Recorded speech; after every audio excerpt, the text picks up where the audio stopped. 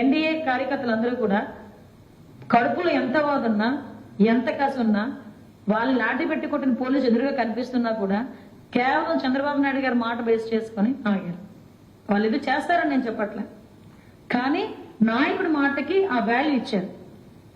చంద్రబాబు నాయుడు గారు కూడా ఈ రోజు ఏంటంటే రాష్ట్రం అప్పుల పాలైపోయింది. నిన్న మీరు నమ్ముతారా, సిపి ఆఫీస్ తాకట్లో ఉందండి వైజాగ్ లో.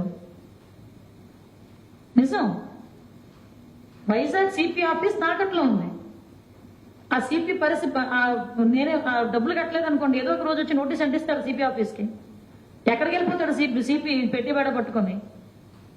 ఈరోజు సిచ్యువేషన్ అంత దారుణంగా ఉంది. ఈ టైంలో అలాంటి కొట్టా ఈడిని కొట్టా ఆడిని చంపా ఈడిని చంపా అది అవసరమా? ఇంత 164 సీట్స్ ఇచ్చారంటే చంద్రబాబు నాయుడు గారి మీద ఎంత నమ్మకం లేకపోతే ప్రజలు ఇస్తారు చెప్పండి? ఆ నమ్మకాన్ని నిలబెట్టుకోవడం ముఖ్యమా? సో మాకు కావాల్సింది